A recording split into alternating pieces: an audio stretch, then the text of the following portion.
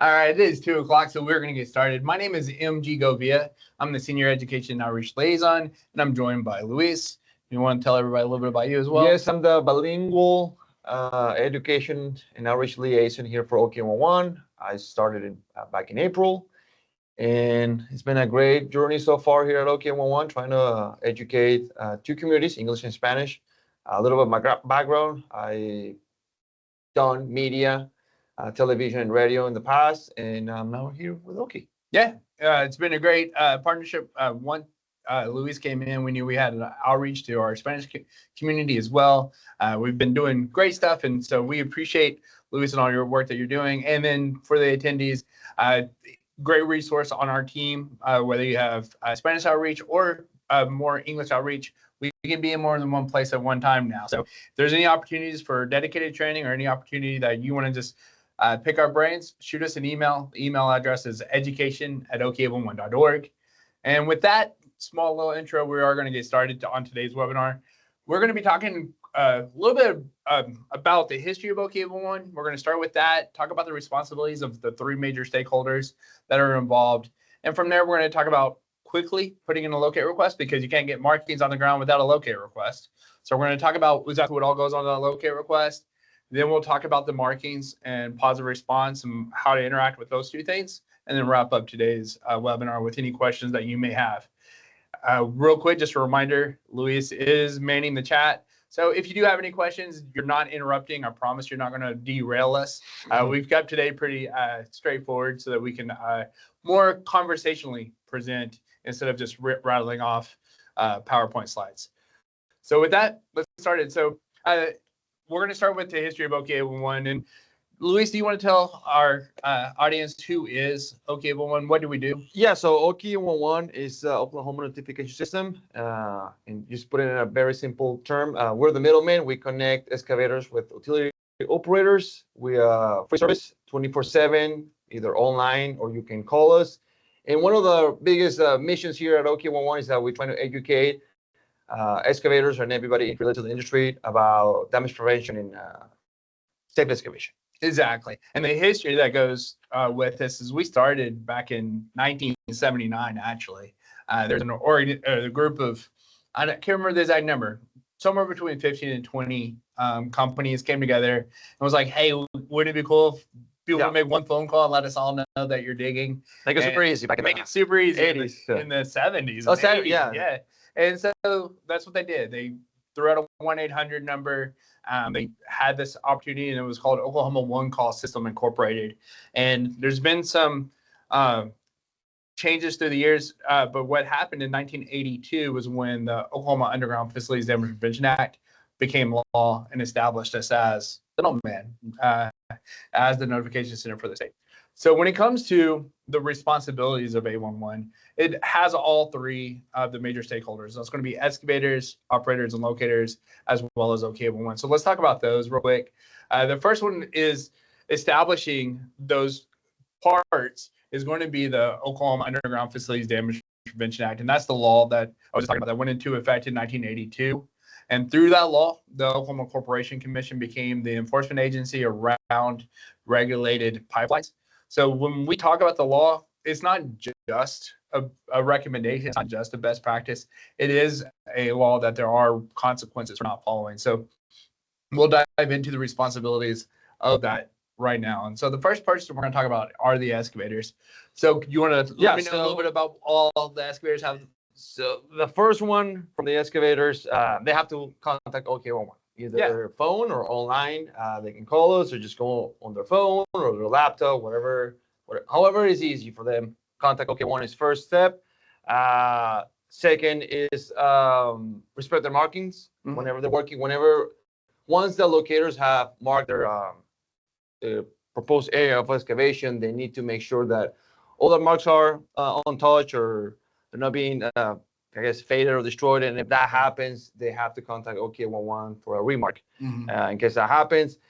And third and biggest responsibility is that they need to try to be as safe as possible. Be responsible, Yeah. And I'm going to throw out a couple more that you, I know you know, but obviously we want the excavator to prepare the site as best as possible, because when they're giving us the information for where they're going to be digging, they're going to let us know where they're digging and then give us the access to that property, things of that nature. So the preparation is crucial in this. So the excavator wants to make sure that the vegetation isn't too big, that there's not any animals to worry about, or any locked gates and things of that nature. Because we say this all the time, excavators, the work site is yours. You're just getting visitors from the operators and their locators. Just pre-planning or planning as much possible, even before contacting OKIE811 is another way to see it. Exactly. And then that way, when you are putting in that locator request, you're going to give us the information we need to make it easier on those operators and locators as they respond to us. So the next thing is the operators and locators. Yeah. So they receive the locator request. What's going to happen now? So once OKIE receives the information from the excavator or the excavator company, is submitted to the facility operators, right? Exactly. And the responsibility is to respond. Well, first of all, is keep their maps updated with OKIE811. Right, yeah. One of the main ones. Another responsibility they have is that they have to respond promptly to those requests, local requests. They have to make sure that they give us a response or any type of response to every local request that is being submitted through OKIE. Then they also need to mark accurately, respecting the color code flags from the FPWA, right? Exactly. And third, I'm kind of missing another responsibility. Oh, well, they have to stay reachable. They have to have a staff or somebody available if the excavator needs to contact them, or any communication that needs to happen. Back and forth. Yeah. Yeah, perfect. I thought I forgot one from. No, you got it at the last second. Yeah. So, operators need to be have their maps updated so they can be notified in the first place, respond before the work to begin date time with accurate markings, and then be reachable if there are any additional questions or clarification necessary. And the OKIE811 responsibilities, we kind of touched on some of them when we were just kind of telling you about the history. We're going to educate as best we can. We're going to be the one who's promoting safe digging throughout the state with our public awareness and our marketing efforts. And then, of course, the education that we do from time to time. And then as far as another aspect of this is, we're going to record all that documentation between the communication and the tickets and the positive response for up to 4 years. So that's another thing that we are responsible for as well. And you can, again, see all of this. You can go to our website, okie811.org/the-law, or you can scroll down to the bottom on any of our pages. In the footer on any of our website pages, you'll see a link for the law to kind of read over that information. So what we're going to talk about next is, now we know the parties that are at play with this, but how does it all get started? So we're going to start with that excavator putting a locator request and what information goes on that. So you want to kind of go over this? Yeah, let's use the example that I think we kind of established now that since we started together. So let's pretend that MG and I work in the same company, right? But I am the excavator, and he's the one who works here in the actual office, but he's the one putting the locator request. So MG is gonna call OKIE811. He's gonna give his contact information, and after that, he's gonna give the field contact information, which would be my information, the excavator information, because I have knowledge of the work site. Right. Exactly. And then he will also give company details, information about the company that we work for, address, and any other information for the company. Just address and name, mailing address, and exact location of where the work is going to be done. Work description, is it going to be using a directional boring? No. This is where we're going to find out what. What is happening? What is happening? Grading, drenching. Yeah. Special considerations as like white lining, explosives, and I'm missing two more. Directional boring, and access issues. And access issues is very important. I guess we can discuss that a little bit later. And start time. When are you actually planning to start your work? So that gives him enough information for the locator request to actually go there and mark the lines. Exactly. If as an excavator you take the time to fill out this portion of it with accurate and clear communication to those locators, your locate is going to be done that much faster. The next thing we need to keep in mind is, if in the future Luis and I no longer working together, Luis is like, hey, I'm starting my own plumbing company, and I'm like, all right, cool, I'll stay over here at the electrician company. when we are both on the same site, if we both have plumbing work to do and electric work to do at a property or something like that, we want to make sure that each of us has our own locate request. If he's digging on my locate request and something happens, the facility operators are going to assume that I'm the one who caused that damage, right? So it's in your best interest as far as just keeping your locate request on yours for liability purposes. And then also, what if Luis is working in the backyard and my locate request that I called in for was exclusive to the front yard? So Luis would be digging in the back with no markings whatsoever, but assumed that it was all clear because he saw markings in the front yard. So a couple of things to keep in mind. That's the reason that each excavator or company needs to make sure that they have their own separate ticket. Make sense? Makes sense. Yeah. And so the next thing we're going to talk about is the markings themselves. This is hopefully why you clicked on the registration link, is to learn a little bit about these utility markings, what they look like, and how to work around them. So we'll start with that.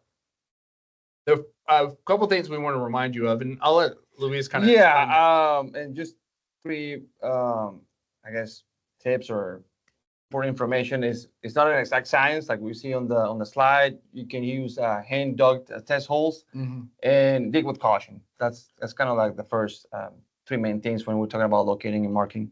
Exactly. If you haven't been out there, if you haven't talked to any locators on how they locate, it's insane. Each utility has a little bit different methods of locating, and we'll kind of get into what that looks like here in just a moment.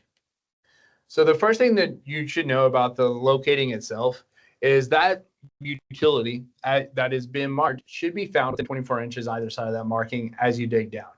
As you can see from this slide, we put that underground pipeline off center. And the reason being for that is if this was oil and gas, for example, if that pipeline was being located, oftentimes the tracer wire that they're actually locating, it's this electronic current that runs parallel to a pipeline, is up to a foot away from it. So just what they're locating is already a foot away from where that facility is, and they don't know if it's left or right of that facility either. So that's one of the many reasons that there's that 2 foot leeway for those locators to have on either side of that utility. You want to explain the tolerance a little bit? Like what happens once we do find the facility? So the tolerance zone in Oklahoma is 24 inches from outside edge or any mark. Underground facility. When we're talking about tolerance zone, it's almost recommended or suggested that you use hand tools or non-mechanized methods that you can actually visualize and confirm the site location by using before using any heavy equipment. And then you proceed slowly and cautiously with care. Exactly. So you don't, damage or dent any underground. Yeah, we don't want to damage anything, and we don't want you to get hurt. So this is the area. Once you find the facility by digging hand tools, once you have that visibly found and you've been potholing and all that stuff, you should not use any heavy or mechanized equipment near that pipe until it has been exposed, supported, and protected. And so tolerance zone is what to do around the facility. The first slide we were talking about, this is the approximate horizontal location. That's just to find the facility. And then once you do, that's when the tolerance zone kicks in. So what we're going to talk about now is what do these markings mean? I'm going to kind of rattle off this session.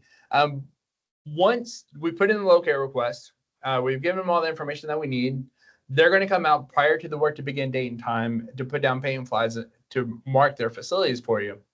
When they do, they're going to be able to show you for directions or what that utility is based on what the color is. So let's talk about those.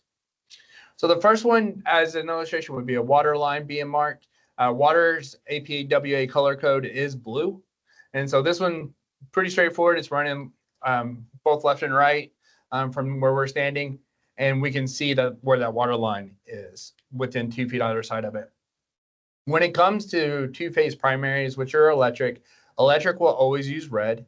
And in this case, they use 2 lines showing directions to show that it is a two-phase primary.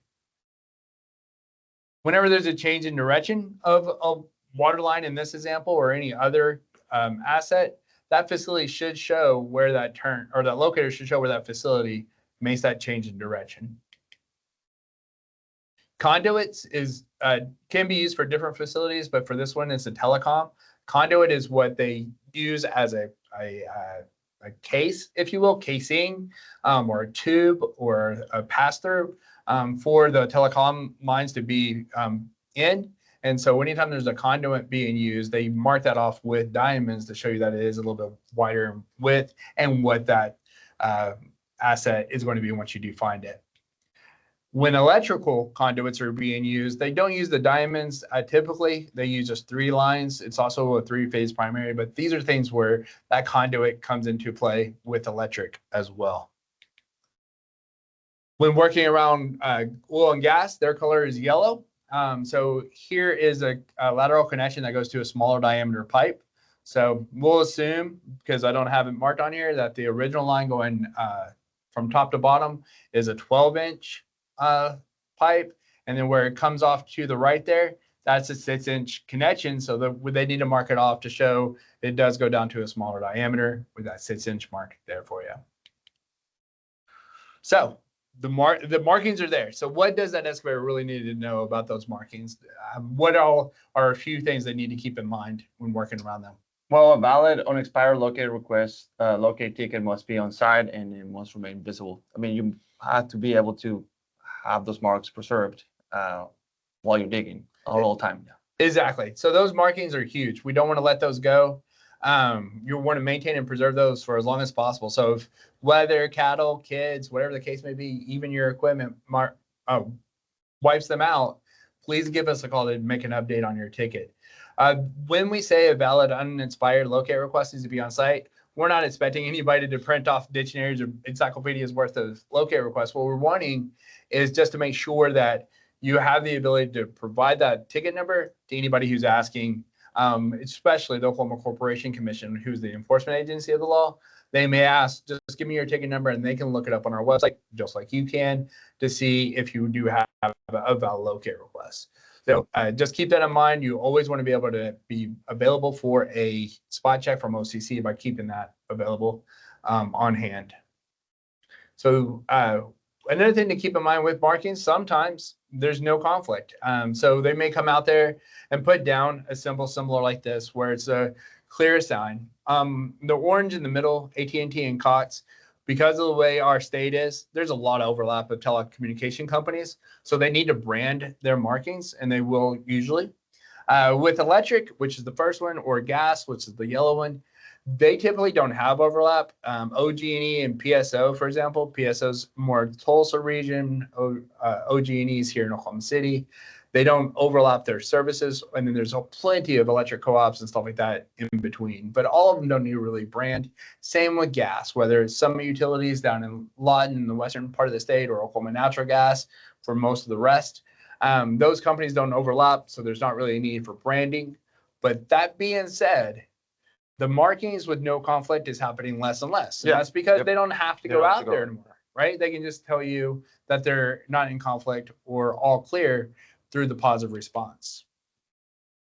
So quickly remind you, if the marks aren't found where expected, so you get out there and you see a telephone pedestal and there's no orange marks around it for telecom, then we need to put in a second notice. So keep in mind, third. If necessary, right? So we want to make sure that the companies that you can visually see in that area, if for some reason they're not throwing down marks, let us know. And the same thing, if you're not finding the facility where it is marked, let us know so we can get a second opportunity for them to come out. Yep. So let's talk about positive response, and I'm going to have you take the lead on this, all right?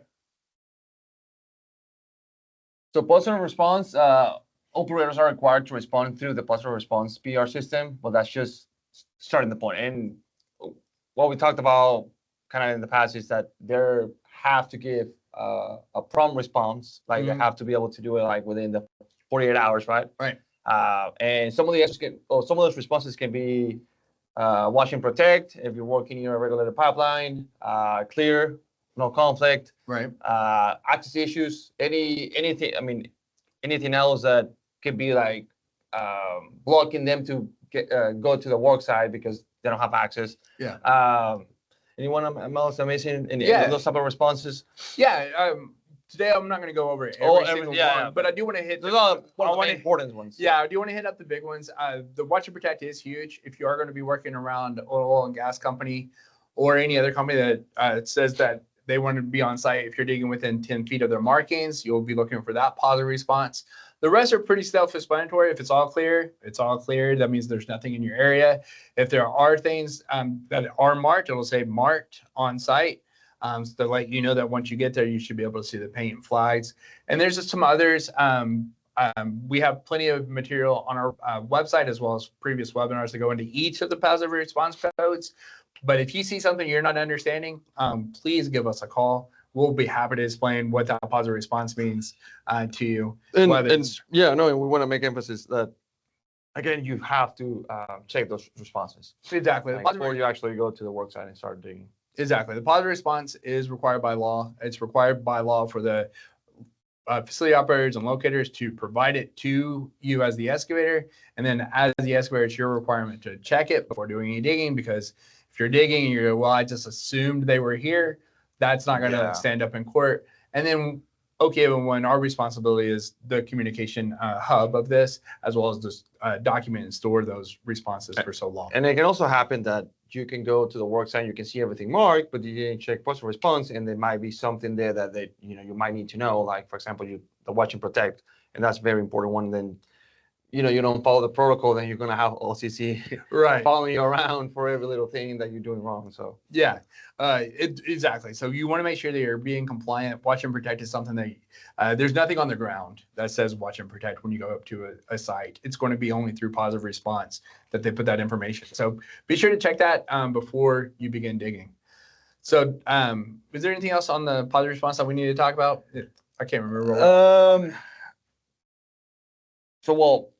OKIE811 isn't in the failure or frontline communication. And we'll talk about we're not marking, we don't locate. We just, and he has said it at least 3 times. We're the communication hub. We'll provide any information that you give us as an excavator to the locator or to the utility operators, and they will probably pass it to their locators if they have separate companies for that. But again, OKIE811 is trying to get the communication as best as possible, and a better along, exactly. A better ticket equals better locates. The more information you can give will help, and then that also helps with the positive response as well. So and the last thing, and what makes that everything more smooth, is that you try to improve your ticket accuracy and try to make it try to provide try to give that information correctly, so they don't have to send it back or make any corrections, because that will delay it eventually. If you have a really scheduled deadline for your project, then having these tickets being all scrambled egg, they have to back and forth, then it'll really delay your project work. Exactly, and we don't want that to happen to anybody. The communication starts with either putting it online or talking to us on the phone. But again, the more information you can give, the better, and it just gives the locator a greater starting point to hopefully be more efficient and finish that project quicker for you. So to wrap up every webinar that we ever do, we always wrap it up with the 5 steps of safe digging, because everything we talk about is included within it, right? The 5 steps is an overview that works no matter what topic we're talking about.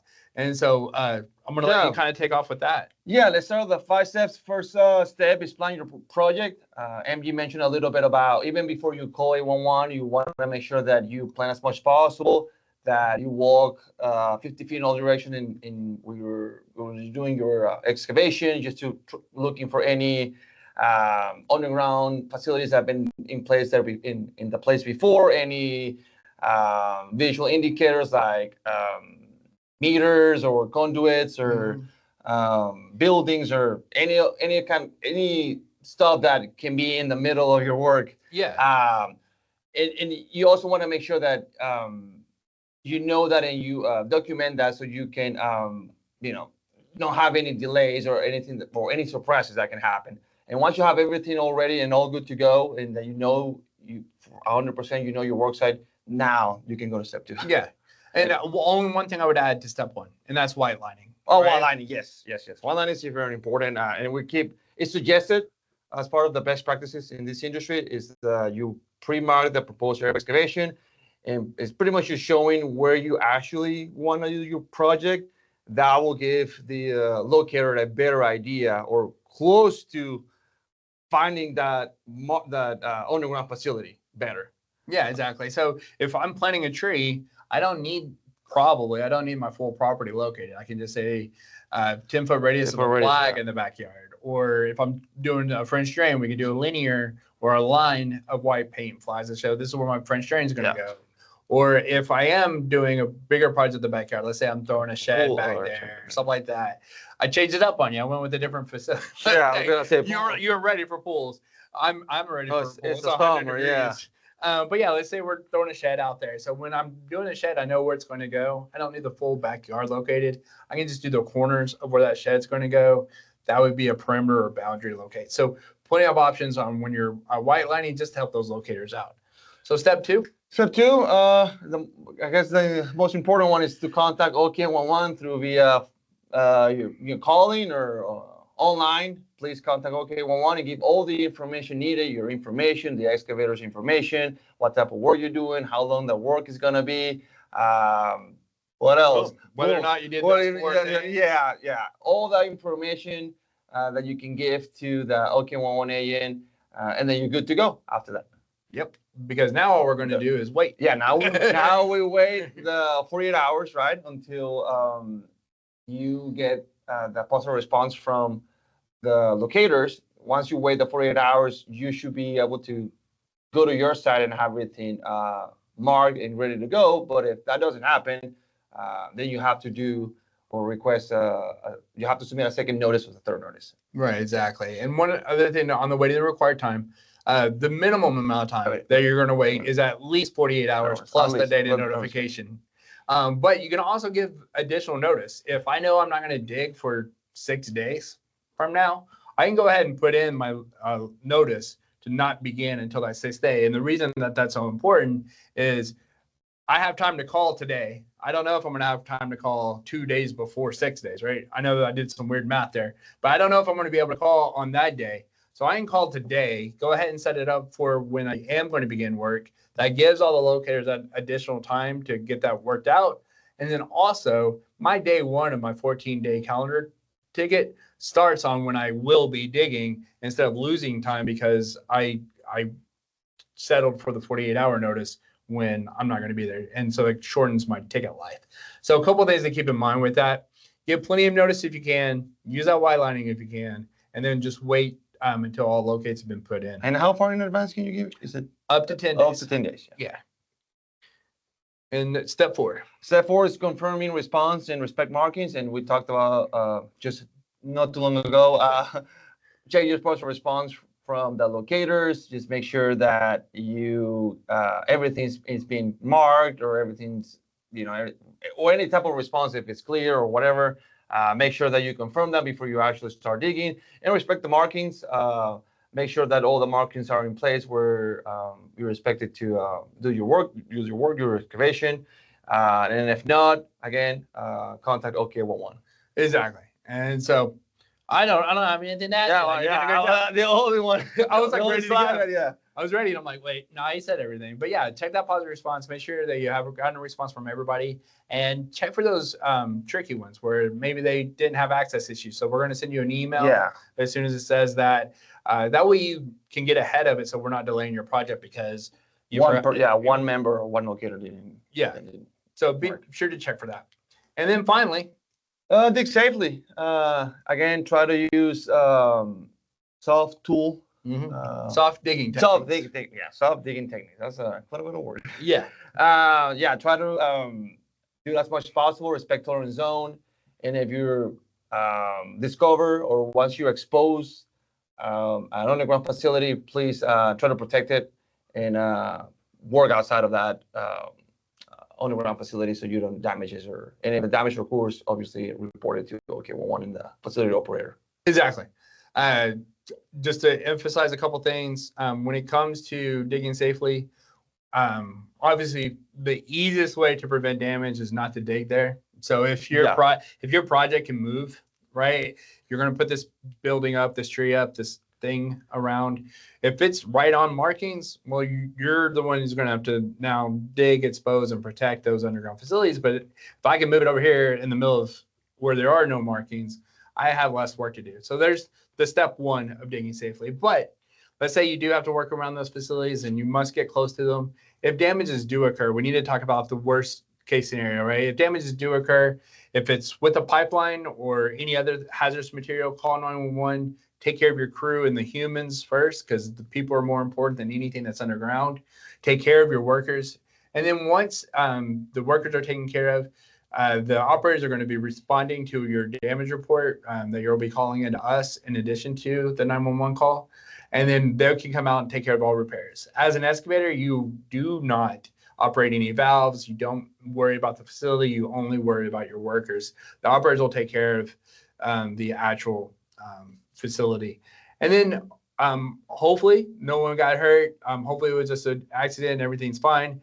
You'll work with that operator on the repair and just move on from there. So dig safely. Again, out of the way is best, but if you must work around it, make sure you're respecting the tolerance zone, not using any heavy equipment that close, and trying to make sure you and your crew stay safe throughout the whole thing.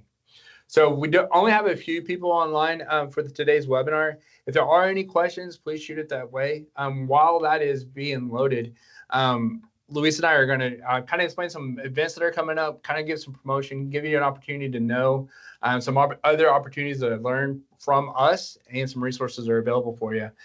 So feel free to ask any questions. That's why that slide's up there. But Luis and I are going to share a little bit about some upcoming events with you. So the next big event for us is going to be the Tulsa Safety Day on August 13th. Yeah. So August 13th, it's going to be up in Tulsa at Tulsa Tech. We've had great attendance in years before, over 100 per. We have DEQ credits. So if any of you work with your municipality's water system or a rural water system, we have DEQ credits for you for your operator's license. So that's a great reason to join us. And then the day itself is really good topics. We'll start with excavation, we'll start with our A11 workshop, where we go all things workshop, where you can take a certification test. OCC will be there, the enforcement agency, to go over their damage prevention efforts. And then we have our training partner, Jason Bullard, with Anderson Safety, who will be doing messages over excavation and trenching safety, as well as confined spaces. And then, of course, door prizes and a free lunch. So the whole thing's a great day. Registration is already open. You can find out that information at OKIE811.com.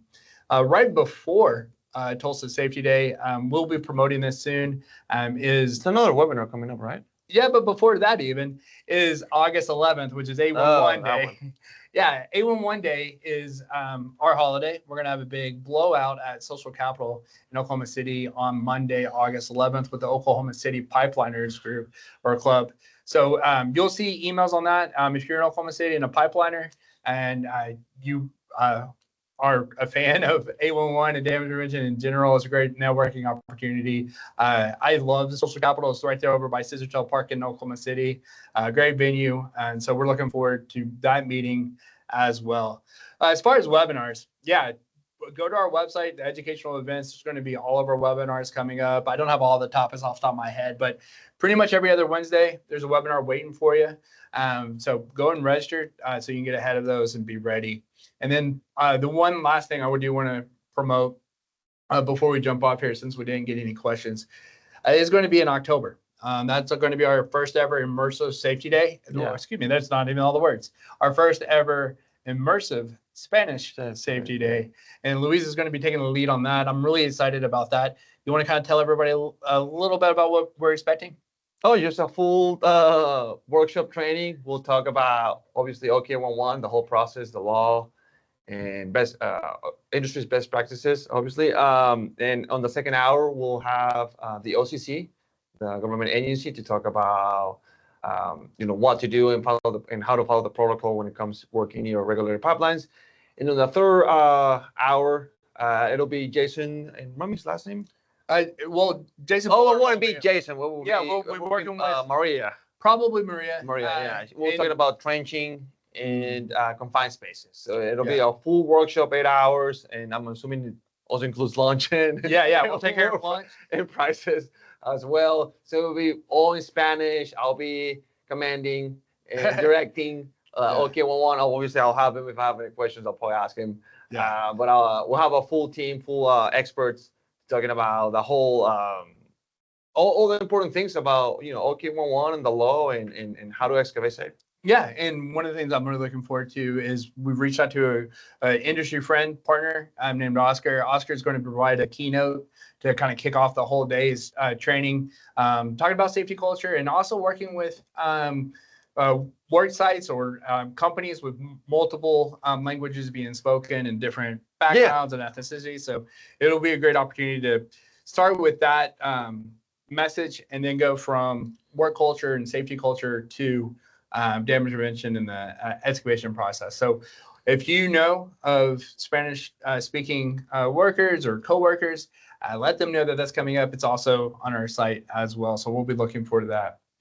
So I think we gave plenty of time for some questions. None popped up. So we are going to be wrapping this up. We thank you for taking time out of your busy Wednesday to join us. If you have any questions, again, just shoot us an email at education@ok11.org. I think I can put it here too, right? It's already there. Oh, yes. And then that way, if you have any questions, let us know. And we look forward to hearing from you. Thank you for everything you do to keep Oklahoma safe and have a wonderful day. Thank you, everybody. Bye.